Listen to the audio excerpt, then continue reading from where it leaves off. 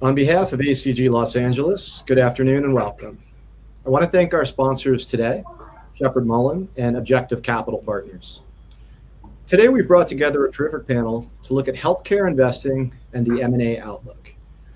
Now, candidly, when I first approached today's moderator, Adam Abramowitz from Intrepid Investment Bankers, we thought today's discussion would be focused on our collective exit from the COVID-19 pandemic. Well, here we are, and we're certainly not out of the woods yet. As such, we have an opportunity to hear insight from our panel of healthcare operators and investors to talk through where we are today and what they are looking for tomorrow. For those in our audience, if you have questions during the presentation, please place those in the chat box on the right of your screen. Time permitting, Adam and our panelists will address those as they are able to. So with that, Adam, I'll turn things over to you. Mike, thank you very much, and thanks to ACGLA for sponsoring this, putting together this webinar. Really appreciate it, and we're really excited to get into the discussion here. Once again, my name is Adam Abramowitz. I'm a co-founder and managing director at Intrepid Investment Bankers, and help lead our firm's healthcare efforts with one of my colleagues, Jonathan Bluth. And today we've assembled, I think, a really interesting and diverse cross-section of panelists here. Maybe first, if we could briefly introduce the panelists. Maybe first, Jay Kim from Carbon Health, if you could introduce yourself. Sure. I'm Jay Kim. I'm the Chief Financial Officer of Carbon Health Technologies. We are a modern tech-enabled operator of urgent and primary care clinics. We run 16 clinics, mostly on the West Coast of the U.S. We also have a virtual care business, and I'm very pleased to be here to participate in the panel. Sure. Jay's being very modest. They've raised a lot of capital, and we'll get into that, especially in the midst of a pandemic, which really speaks to the power of what they're doing. Steve from Morgan Stanley, would you like to introduce yourself next? Sure. Thanks for having me. Steve Rodgers. I'm a managing director with Morgan Stanley Capital Partners. We are a middle market buyout firm. We sit within Morgan Stanley's private credit business. I lead our healthcare efforts, and I've been in healthcare private equity for over 20 years. We look to invest in about 75 to 250 million of equity and kind of control buyouts. And some of our focus areas are healthcare IT, medical education, contract manufacturing, provider and payer outsourcing, and fertility. Great, thank you. And next we have Brad Hively, who's the CEO of the Oncology Institute for Hope and Innovation. Hey everybody, nice to meet you, Brad Hively. I'm the CEO of the Oncology Institute. We're the largest community oncology group on the West Coast. So we have about 75 oncologists across 50 clinical locations in 7 markets throughout the Southwest. We're also the leading value-based oncology group in the country. We contract on a population-based basis, and we manage care for about 1.5 million patients. We're backed by 3 private equity firms. I joined as an investor a couple of years ago and joined as the CEO last year. My background's about 50-50. Been in healthcare a little over 20 years. About half of that's on the investing side, private equity investment banking. The other half of it has been leading at-risk provider groups. Happy to be here today. Great. And finally, we have Dan Brinkenhoff from Center Partners. Hi. So Center Partners, we're a middle market private equity firm. Have been around since 1986. I'm a managing director here. Have been with the firm for 12 years. Focus on our healthcare efforts. We're typically investing in businesses that are roughly 50 to 250 million of enterprise value. Typically multi-site, but we have a pretty broad swath of investments that touch on a lot of different sectors within healthcare, ophthalmology practice management, dental products and services, substance abuse treatment, post-acute, occupational health, clinical research. So have our fingers in a lot of areas within healthcare. Happy to be here. Great, thank you. And we appreciate, we've got hundreds of people on the panel, listening in here today, and we want to jump into the discussion. One of the things that I think is so fascinating for this pandemic being a healthcare crisis, many people I think sometimes incorrectly assume that it's benefited many areas of the healthcare sector, when in fact sometimes that's not always the case. And maybe to start with you, Jay. How did you guys initially respond from an operational level to the pandemic? What was that experience like for you over the last couple of months? Sure. So, we, as I said in the introduction, we run 16 clinics. They are, probably 80% of our business mix is urgent care, about 20% is primary care. And, these clinics are primarily in the San Francisco Bay Area and in Los Angeles, although we're now in San Diego and Reno, Nevada as well. So, our pandemic, response or the pandemic's, impact on our business, I guess, really goes back to, in our case, it actually really goes back to the very beginning, late January, early February.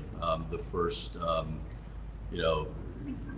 you all may be, probably, if you think back to January, the first, kind of cases of coronavirus in the U.S., period, were, you may remember, in the Seattle area and in the Bay Area.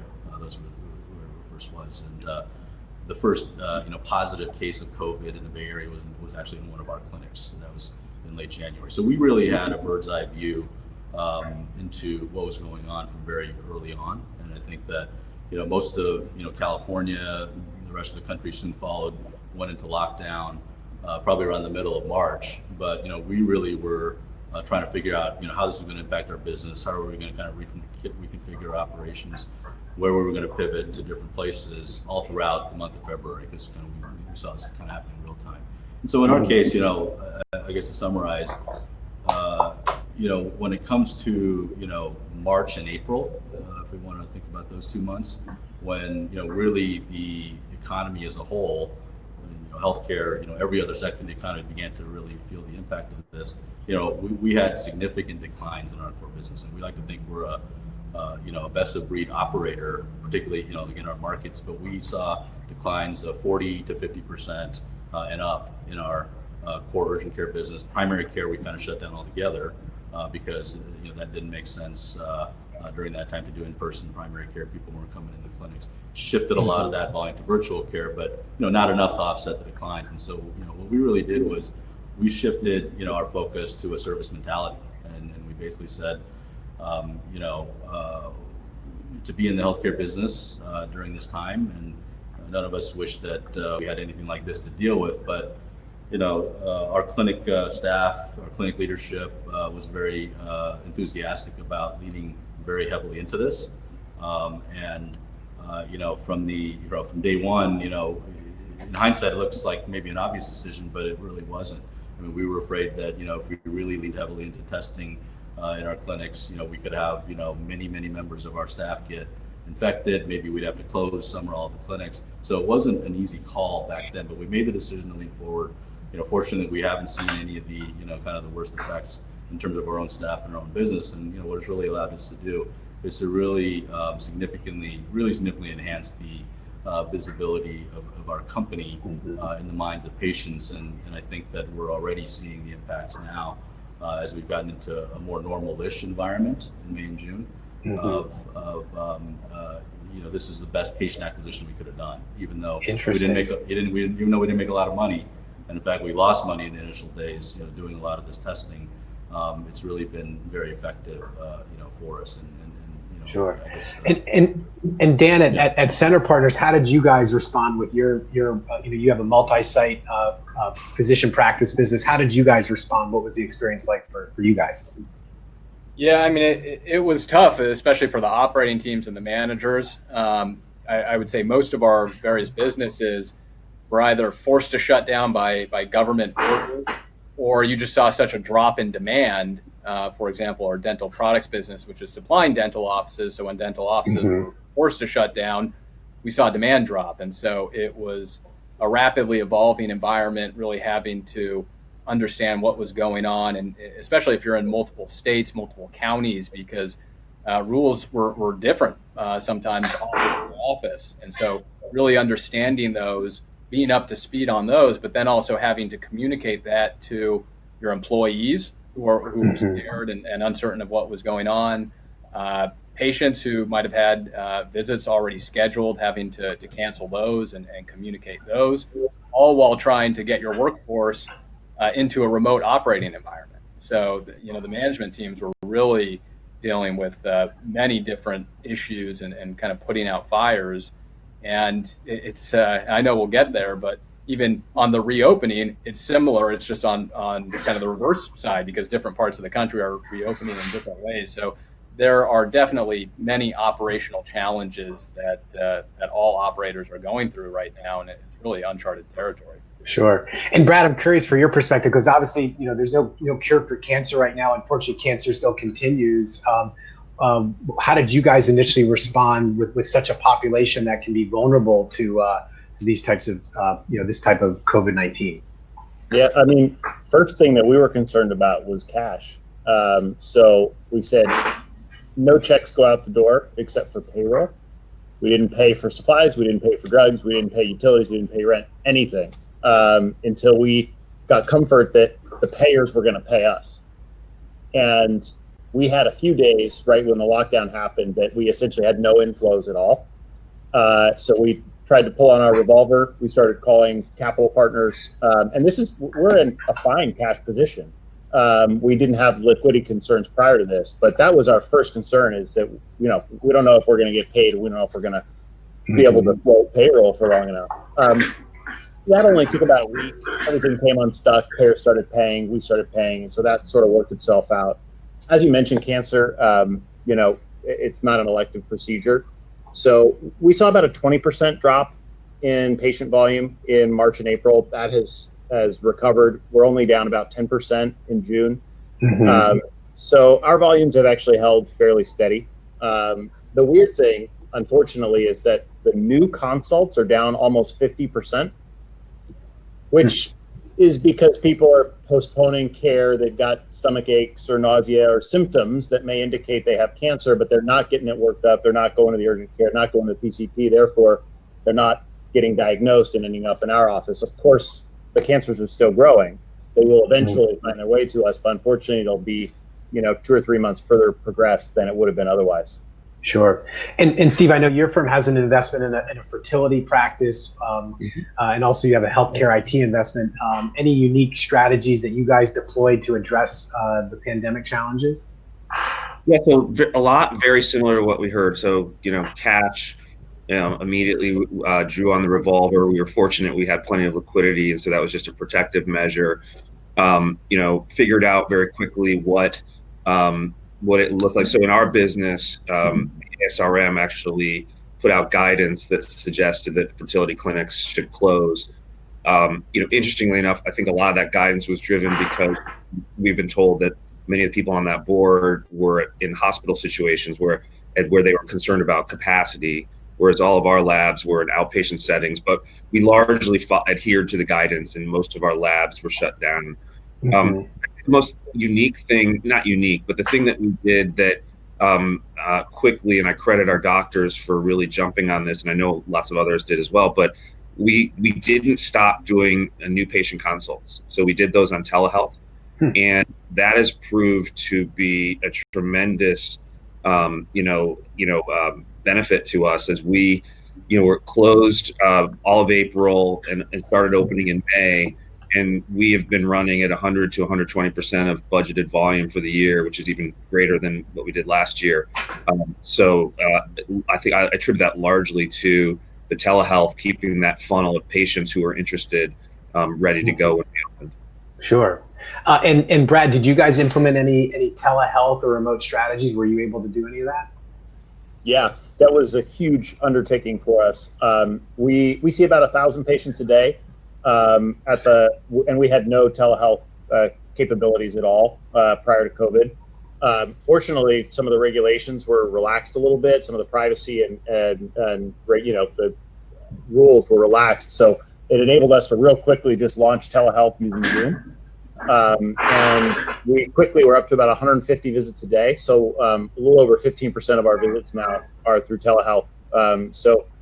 And since then, we've added Doximity as well. So now we're doing it through 2 platforms. But that's been a lifesaver for us and for a lot of our patients who don't want to come in.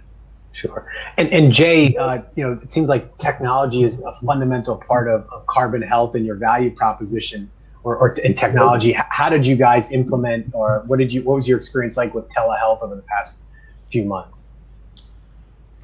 Yeah, I mean, we've certainly seen significant increases in our telehealth business. We had a small virtual care business before the pandemic. We had plans to expand it quite a bit this year. Fair to say, a lot of that's been accelerated. I don't know what to say. I mean, volumes, 5x, 10x, month over month, year over year. So certainly we've seen that. For us, I think where what I'd like to think, our technology advantage comes into play is, we've actually launched brand new products and services during this pandemic. So, we were a direct-to-consumer company. We did not have an enterprise channel. Didn't have plans to have an enterprise channel really until probably 2021. But from a standing start, 3 months ago, we now have, a large number of customers. I won't say how many, but a large number of customers have signed up for basically a COVID-ready or sort of back to work, bring your employees back to work safely kind of a protocol. And we've done that on the back of the technology platform that we originally built, of course, for the direct-to-consumer side in terms of clean, easy-to-use app, software modules that HR managers can use to track the employee population, doing the testing and so on. So it's been a big part of, I think what's allowed us to kind of go through this period and really move the business forward, not just try to in a time when maybe others are just trying to play defense. Yeah, I think you bring up a really good point. We've been hearing more and more about employer or corporate sponsored wellness programs or health programs. And obviously, I think it's just starting with COVID today. But people think, some of the investors and operators that we talk to think it's going to expand more broadly as companies' employees really try to protect their most valuable human capital assets. Dan, as you guys look at new deals, do you think in the healthcare sector, is telehealth or remote technology a must-have? Is it a nice-to-have? How are you guys thinking about that maybe for your, for new deals and your current investments? Well, certainly it's a nice-to-have, but not all businesses lend themselves to telehealth. So, for example, certainly some of our companies have started utilizing it, especially on the mental health side, where you could do psychological or psychiatric visits remotely. So, for example, in our substance abuse treatment business, we've been able to continue with the outpatient side pretty easily in a remote setting, and that transferred over pretty quickly. We were able to get reimbursement from the payers for that. Everybody was on board. IMA, which is our independent medical exam business, where about 25-30% of our exams are psychological only. We were able, again, to transition to telehealth pretty quickly there. But there are certain other business lines, if you're doing a surgery, you can't do a surgery remotely. And you can't do an x-ray remotely. And so I really think it's kind of on a case-by-case basis. Does a business model lend itself to telehealth? And telehealth is great, but we've even been seeing that it's the efficiencies that you would expect. There's still a learning curve there. And so, for example, even with some of our independent medical exams, sometimes there's a lot more hand-holding in terms of making sure the patient knows how to use it and has the right technology and is set up. And so it's kind of starts and stops along the way. And so I think longer term, there will be a lot of efficiency that we can gain through telehealth. And if it sticks, you could probably have less square footage in terms of office space. So there are probably going to be some cost savings longer term. But right now, it's still kind of a learning curve associated with it. Sure. Maybe I want to switch gears a little bit here and talk a little about the investing and deal environment here. Jay Carbon has raised almost $75 million of capital, and you guys are stocking up on the war chest, so to speak. And even in the midst of getting any financing done is extremely challenging. And you guys closed the financing in the midst of the pandemic, which I think really speaks to the uniqueness and special attributes of your model. Tell us what it was like raising capital during that time. What happened behind the scenes there, Jay? Yeah, I mean, it was certainly different than any other capital raising experience that I've been a part of, in the sense that there was no in-person meetings. The due diligence was done virtually on platforms like this. So that was certainly different. I mean, we were fortunate in our case to have extremely supportive existing investors, and so we raised a round of financing about $30 million in the first week of April, and that was right in the teeth of the pandemic. And I don't think we could have done that without at least a couple of our existing investors really stepping up and participating in a significant way in that round. And I think that's gives conviction to other people to follow on. But I'd say, if I had to draw some broader themes beyond our company from that experience, I think with with new people we talked to in that round, as well as new people we're talking to currently, because we're going to raise some more capital later this year. I think one of the themes, I think the smartest thing I've heard one of the new investors kind of say, it sounds a little bit obvious, but he basically said, look, there are some businesses in healthcare right now that are not doing great. There are some that are doing really well in this current environment. And I think the question he says he's sort of asking himself as he looks at different business models right now is, if you're a healthcare company and you're doing well right now, and by the way, this is applicable, I think, beyond healthcare, but we're talking about healthcare here. I mean, is the business doing well despite the pandemic, or is it doing well because of the pandemic? And if you've got a business that's doing well because of the pandemic, that's good. But what happens 6 months from now, or 12 months from now, or 2 months from now, when hopefully there isn't a pandemic, and are there sustainable moats being built? Whereas if you've actually got a business right now that's doing well despite the pandemic, even if you might have a business model that you wouldn't think should be doing well, then that's probably in general, I agree. This is a broad generalization. That's probably something that more people should be interested in, I guess is what I'd say. Sure. And Steve, from your vantage point, what was deal flow like? How are you guys evaluating transactions in the midst, healthcare deals in the midst of the pandemic here? Sure. So look, I'd say initially deal flow dried up, right? There was very little going on, and it's increasing. I just had some stats from our business development lead this week, so that deal flow in May and June was up 50%, from April. One of the things that we've done though is we didn't wait for the intermediary channels to kind of start sending us teasers. We had a pretty targeted, proactive effort that we've been working within our subsectors across not just healthcare but other industries, and we really doubled down that focus with a lot of founder businesses, because what we've seen from our conversations with founders is many were impacted by this crisis, and it caused them to really want to think about diversifying their wealth.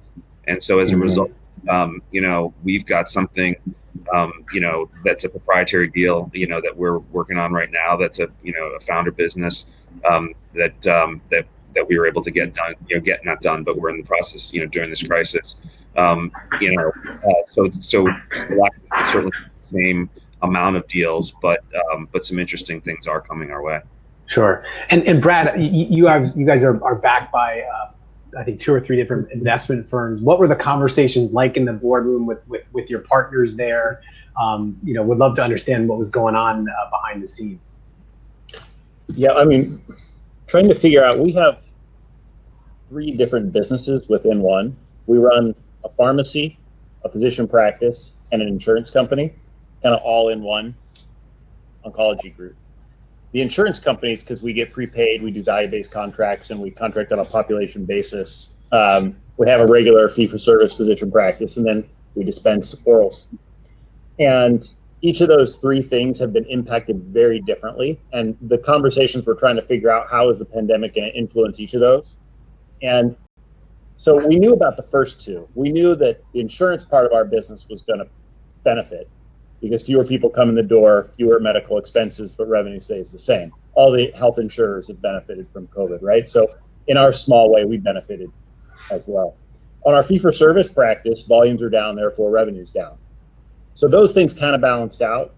The thing we couldn't predict was our pharmacy. Our pharmacy has way outperformed, and we didn't expect this, but what we've realized is that a lot of our patients would prefer to go prior to the pandemic, they'd fill their prescriptions at Walgreens or at a walk-in pharmacy. And now the fact that we can dispense them either in our clinic or deliver them to their homes, they don't want to go to the pharmacies anymore. So our pharmacy fill rate's way up. So those are the 3 different businesses and how they've each sort of reacted to the pandemic. Mm-hmm. And Dan, as you guys are looking at new healthcare deals right now, how are you thinking about underwriting different projection scenarios or their business models? I'm just curious what sort of things you guys are looking at.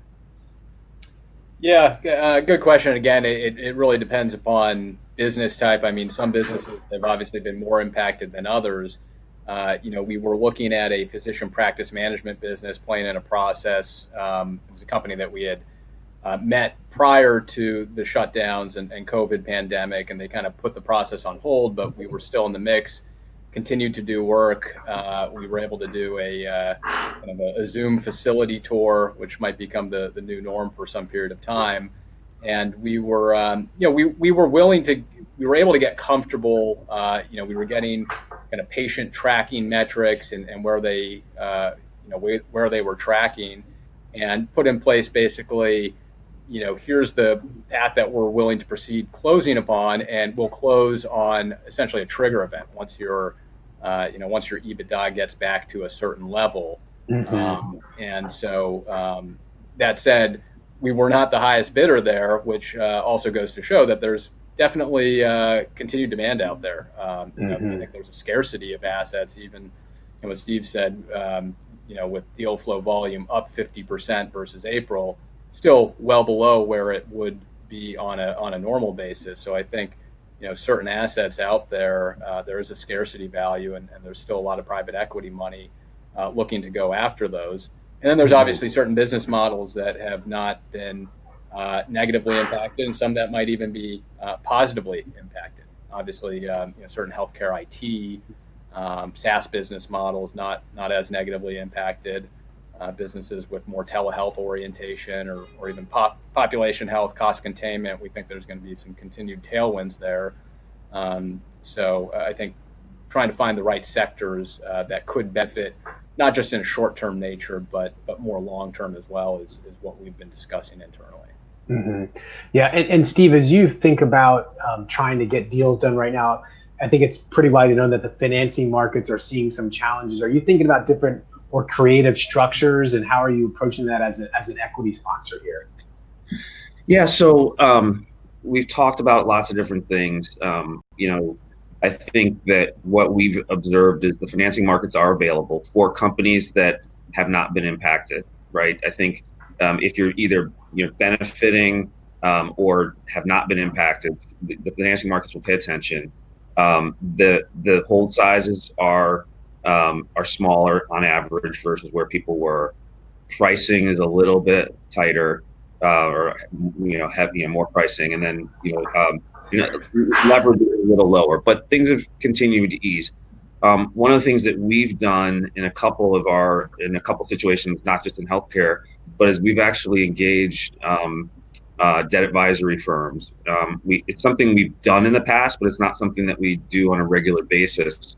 But because we really wanted to have full discovery on where the market was and where trends were, we've had a lot of success, using these debt advisory firms to really test the market, and also, in these processes with things a bit different, having that leverage of them helping us with the financing process has been great. Sure, interesting. And Brad, as you maybe turning a little bit to reopening, right? As Michael said, when we started planning for this panel discussion, we thought we might be more on the reopening. And the last couple of weeks, unfortunately, some of the trends aren't going in the right direction here. Brad, as you think about reopening, what do you think that looks like in your world? You just walked through the different, your different segments here, but do you think there's going to be pent-up demand for your services, and how do you think patients and consumers are going to react? Yeah.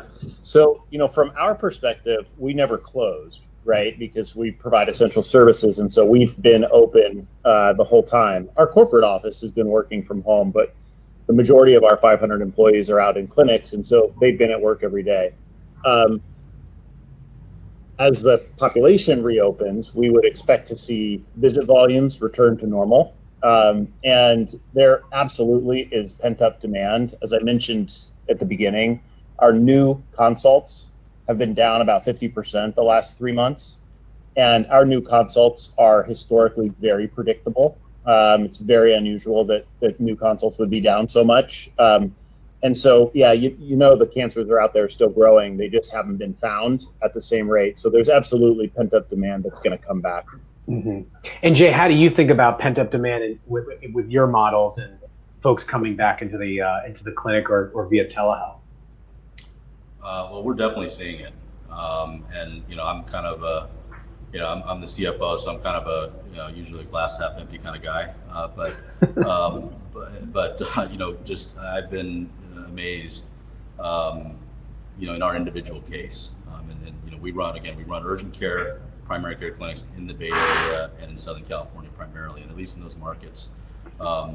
May was way better than I anticipated.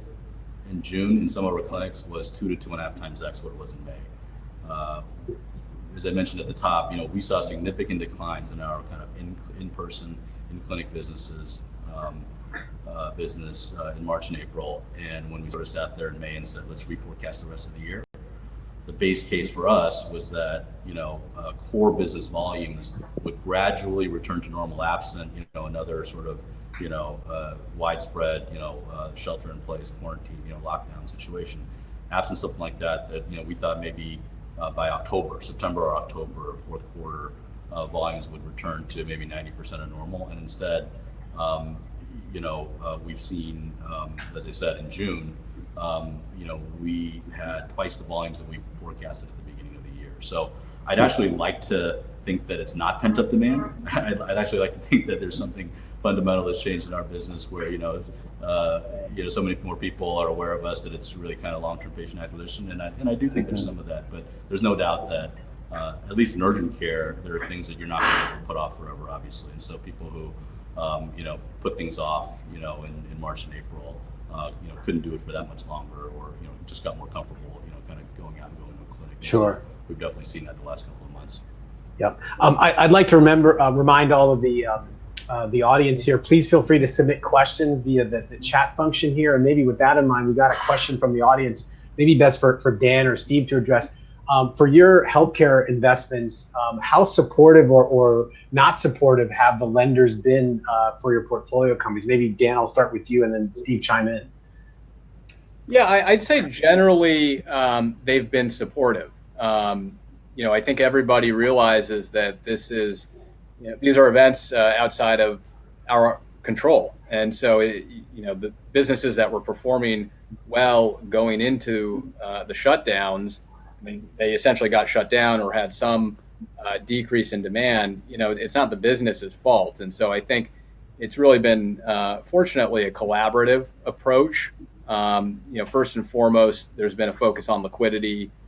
We did draw down on all of the revolvers for all of our portfolio companies, and all of the lenders funded those. So that was obviously good. And then, it was really just trying to provide them as much information as possible, 13-week cash flow forecasting, what's the liquidity going to be, further out forecasts. Ultimately, that we did have to have conversations in a number of instances around whether it be principal and interest deferrals, covenant resets, potentially putting in additional capital where liquidity might be constrained in a couple instances. But by and large, I think everybody was taking a collaborative approach and saying, okay, as long as management has taken the right steps in terms of right-sizing the cost structure, they've done what they should. The lenders don't want all of the risk to fall on them. But as long as the sponsor was stepping up in one way or another, they're willing to throw in and cooperate and give cushion, give extensions, potentially additional liquidity, principal and interest deferral, sometimes PIKing interest, things like that. So it's been I would say fortunately much easier conversations than the Great Recession of 10 years ago. Sure. Yep. Steve, anything to add there? No, I think I agree. Generally, the lenders have been very supportive. We've been fortunate since our fertility business was only shut for a month, so we didn't have any, real significant asks that we had to go after. So we haven't had, detailed experience, beyond a few minor things. But I think to the points made, being communicative, being transparent, it's so important. And I know in our situations, we really appreciated that, and it was much more of a partnership, type relationship, which we value. Sure. Brad, maybe transitioning back to you here, as we think about this pandemic and its impact on the key stakeholders in the healthcare ecosystem. And one of the things we always talk about at our firm is you've got patients, providers, and payers. And how do you think this is going to maybe impact those behaviors, if anything, maybe in the short term or longer term? Yeah, for us, the biggest impact that we see is on the frontline healthcare workers. We have 350 people seeing patients every day, and the level of transparency that we have had to engage in with our employees has gone up tenfold. And in many ways, it's actually been good for our company to increase the level of communication and transparency with our frontline healthcare workers. But they want to know everything. So they want to know about every COVID positive case. They want to know exactly what they should do if they have an encounter with somebody who might have had a sister who had COVID. I mean, they have a lot of questions, and the guidance changes frequently. So we've had to just massively increase the level of communication and transparency that we've had as a company with our workforce.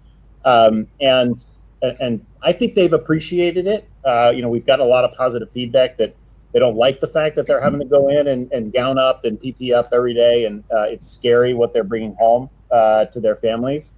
But at least they trust that we're sharing the information as we get it, and we're doing everything we can to protect them.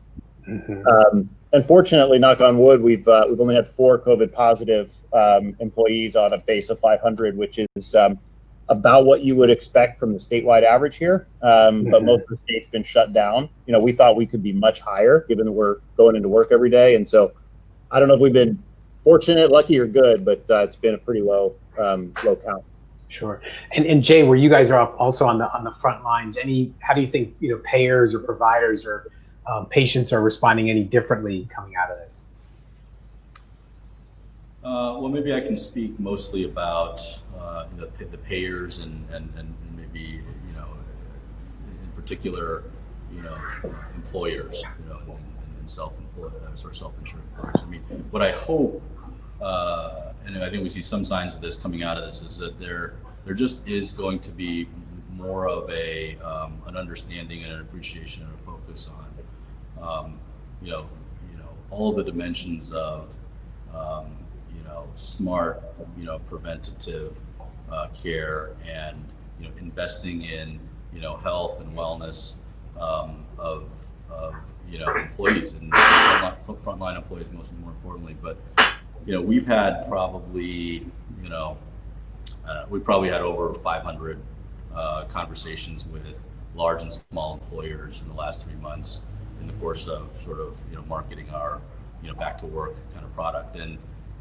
one of the things that has been a disappointment, frankly, is that on the front end we thought that some of the businesses that would be most interested in this type of service would be essential businesses, those businesses where people have to come into work, and you've got grocery, you've got food delivery, you've got maybe ride share, although maybe less so. But what we found actually is that a grocery supermarket operator was not that interested, even though they've got lots of people working in high risk type of environments, because there is not a culture in some of these industries of investing in health and investing in benefits for the employee population. So if you've got somebody who's working the checkout register at Safeway and making more or less minimum wage or close to minimum wage, are you then going to spend potentially hundreds of dollars a month to do regular testing and assessment and monitoring? And that's been a tough thing. But what we have, so that's been disappointing, and I hope that these sorts of essential businesses sort of catch up, because what we have seen is that the people that are the most interested in these types of kind of investing in the health and wellness of and testing and monitoring of the employees are those who have high value employees. So people that you're already investing, you're paying a lot, you're investing a lot in them already. There's a culture of doing that. And so spending that money to kind of keep things going is not doesn't seem as big of a hurdle. So biotech, right? People need to be together to do the work. You got people that are in general. Companies are already investing a lot in those people. Hollywood, you got to be together to make TV shows and movies.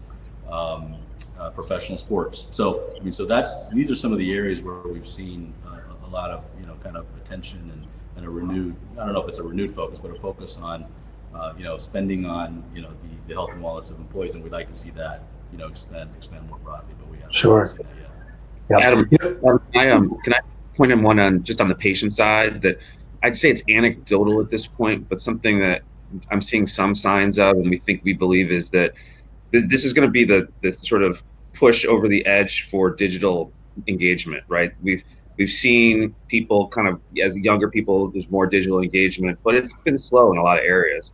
And I think that what we're sort of starting to hear and see in some of our interactions is that people have now interacted digitally with their providers, with their payers. They've done it because they don't want to have contact, but they've also realized that it's much more convenient. And so I think we're gonna see that. I think that's, as we think about future opportunities, that's keeping that in mind, because the ability to engage with patients, communicate with patients and get them digitally, as we all know, if they'll do it, is much easier. So we're optimistic about that.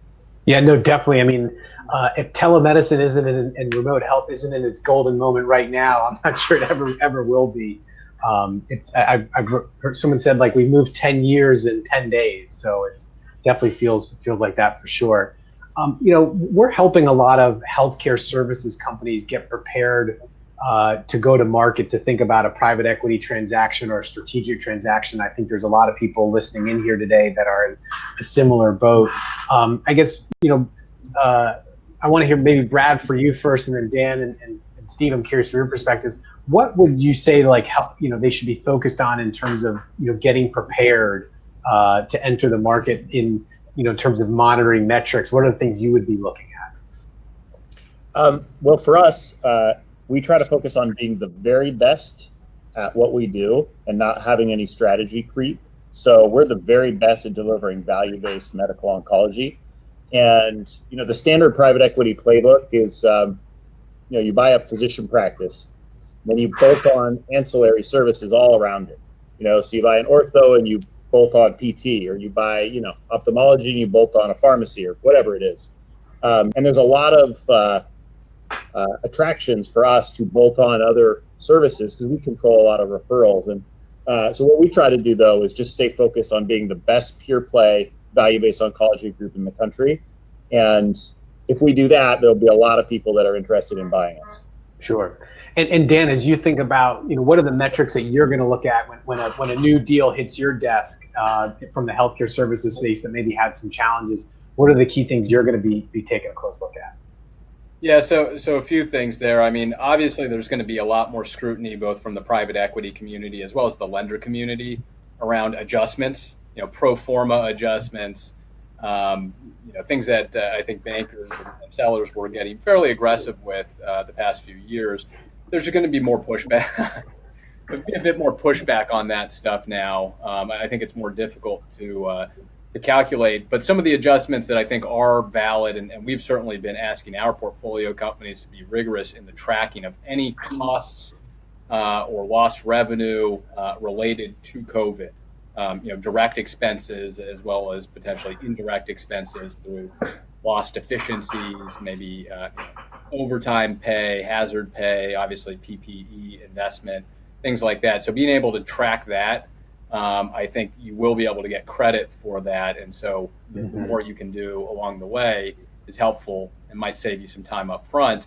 And then I think there'll be a lot of focus on more leading indicators, real-time indicators. I think buyers will be willing to look at a short-term dip in volume or revenue, as long as the run rate is getting back up and has stayed at that level of stability for some time. And for certain companies, maybe where you're scheduling out even further, or maybe there's a longer lifetime value of a patient.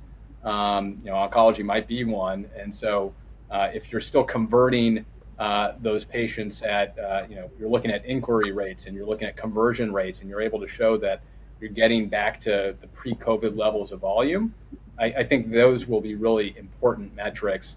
And so I think for each business, thinking about what some of those leading indicators are, not just looking at revenue and EBITDA in the rearview mirror, is going to be very important.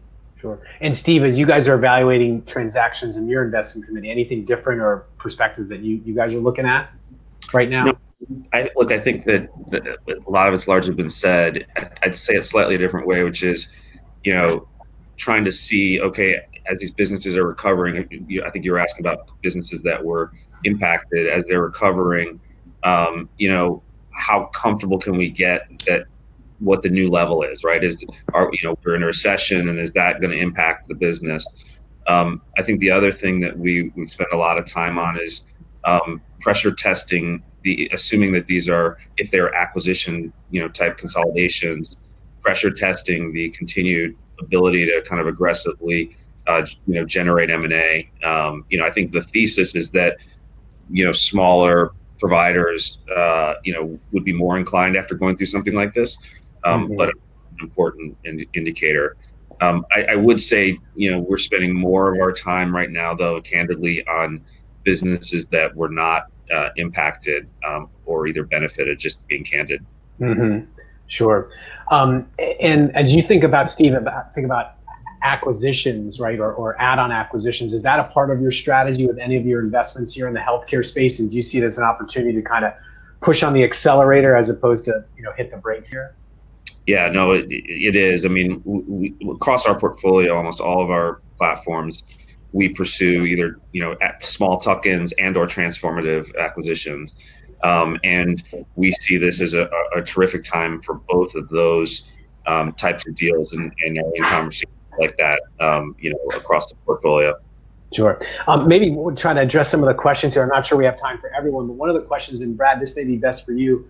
Obviously with the value-based care, you continue to get the per member per month payment from your payers. Did you see any issues or clawbacks, resulting from lower engagement and people not coming to the clinic? It's a great question. So we were worried about that. I mean, nobody knew what was going to happen, right? But on our capitated business, what if nobody showed up? Were the payers going to stop paying us? We didn't know. It turned out, at least in oncology, we were running even at our low point at 80% of normal. So we didn't experience any clawbacks.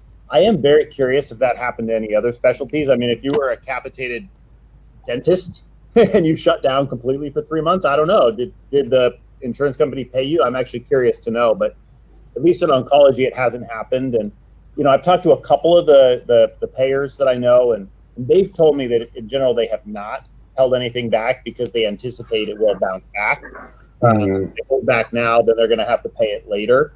But I'm curious if anybody else has heard anything different, because it was an intriguing question for me too. Yeah. For what it's worth, we've spoken with some folks that were on a value-based care model. And they had a similar experience, Brad, where the payers continue to pay the PDPMs, and it was largely business as usual on that front, and people just weren't showing up. So while telehealth is also coming into focus here, it seems like value-based care is another thing that people are realizing as an opportunity here. So. And maybe switching back to the M&A environment, Jay, coming out of this, you guys have raised a lot of money and have some pretty ambitious growth plans. Is M&A part of your strategy to go out and acquire other businesses? How are you thinking about that, maybe relative to some smaller players out there, because you're in such a fragmented space? It's a big part of our strategy,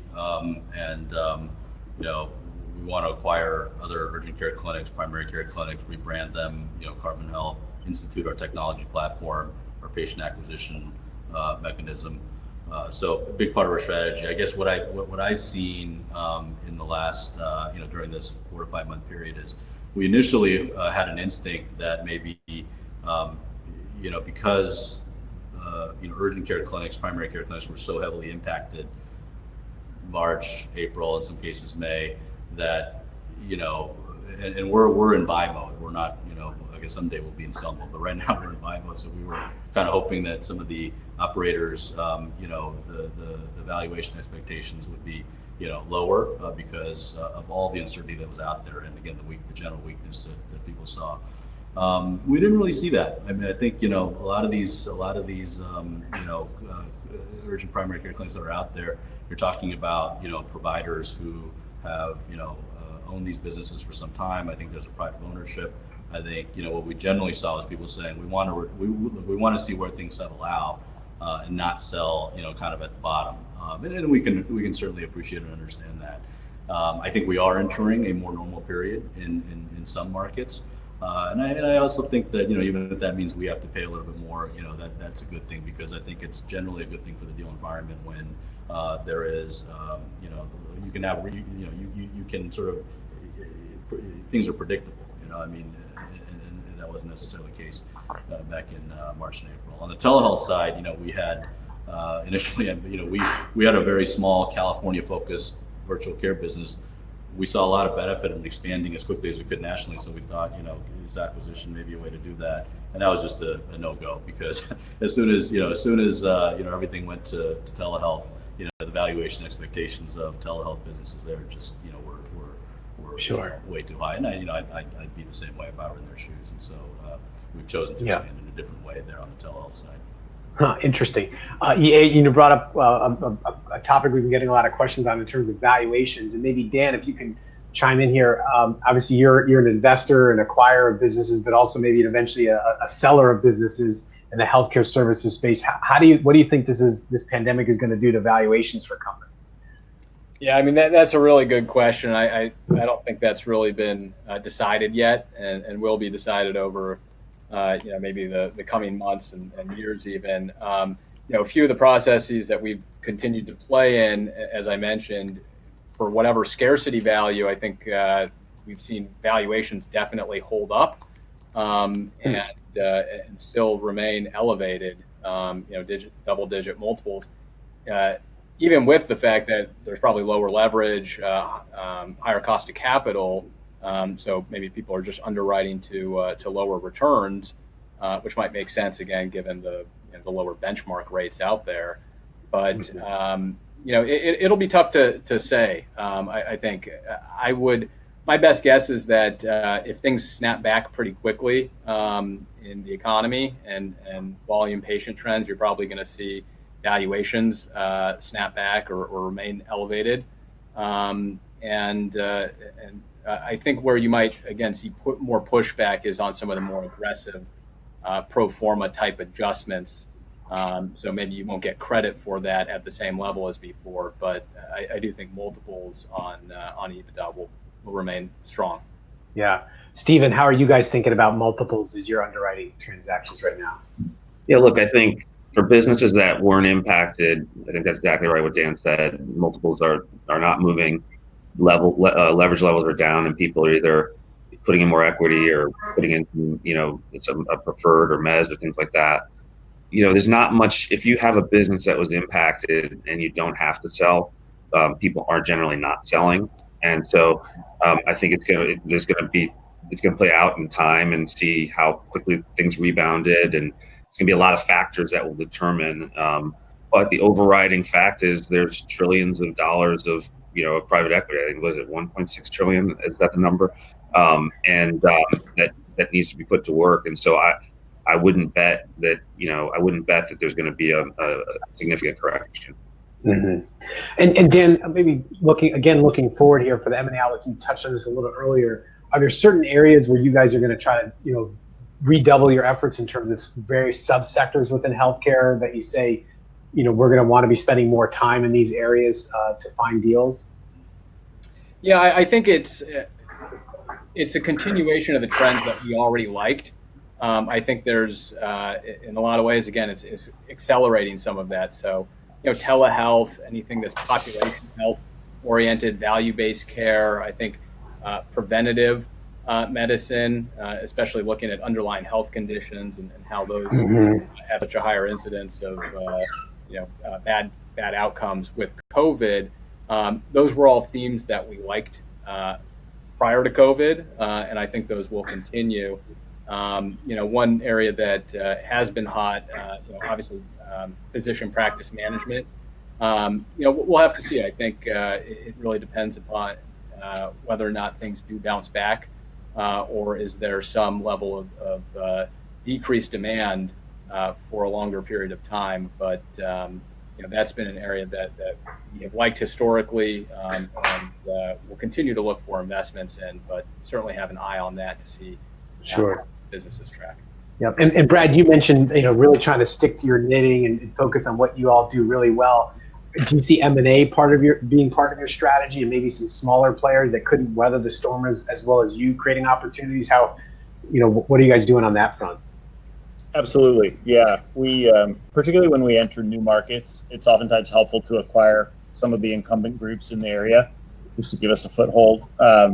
And yeah, I would say the volume of inbound calls that we've been getting from independent oncologists interested in joining us, 5x in the last 2 months than what it normally is. So this has been hard for independent oncologists. I mean, we have tremendous resources to stand up telehealth, to monitor the regulatory changes, to cleaning protocols, to investing in facility upgrades to make sure patients and employees are safe. I mean, there's just a lot that has to be done to continue operating in a COVID environment that a solo practitioner or a small group just doesn't have. So I think we've seen a lot of interest in smaller practice joining us. Yeah, we've been hearing that too with some of the platforms that we've been working with, where a lot of smaller, sub 5 physician practices or sub 10 physician practices have been calling bigger companies in the space and saying, now's the time for us to do something, and has really adjusted timeframes. In the few minutes we have left here, Steve, I'm curious, are there any areas you guys are going to try to avoid and say, hey, this is maybe a bit more out of favor coming out of the pandemic? Yeah, I mean, look, much like Dan, when this happened, we did an exercise and we said, okay, what are we spending time on that's impacted that we want to, steer away from? Is there anything new that we want to add? And I'd say where things have shaken out is that we've really focused mostly on things where we're spending time. I'll give you an example. Medical education, I mentioned, was an area of focus. We were spending time across the board from live meetings to digital. We're spending much more time on digital now. We're not spending time on live. That may come back, but right now that's a tough business. If you're in live, you're trying to figure out how to convert to digital. There's really been just a refined focus within each of our areas based on how things are shaking out. Sure, understood. Well, listen, it goes without saying, thank you all for participating on the panel here. We're reaching just about the end of the hour here, and thanks to all of your portfolio companies continue to operate, whether they're essential services or not, and providing valuable healthcare. And I know for me as a healthcare banker, I'm pretty excited to see things starting to open back up here and deal flow resume back to its normal levels here. And great panel, guys. Really appreciate it. I guess with that, Michael, I'll turn it over to you. And thanks to everybody for joining today. Yeah, thanks, Adam, and thank you to Brad, Daniel, Jay, and Steve for sharing your expertise this afternoon. These are challenging times and seemingly ever-changing, and so I know our audience finds it valuable to hear real-time insights from both operators and investors. So thanks again for that. Adam, thanks to you, on behalf of Intrepid Investment Bankers, for pulling together today's panel and moderating what I think was a really interesting discussion. Before we end, briefly, I want to bring our audience's attention to our upcoming CEO Roundtable on Thursday, July 16th at 4 p.m. We'll have an opportunity to hear from Hively CEO Victor Cho, Michelle Waller, CEO of Beyond Yoga, and Nancy Liu, CEO of Nplug. You can visit ACGLA website for more information and to register. And so with that, I'll wish everybody a good evening, and I hope to see you all again soon. Great. Bye. Thank you. Thank you.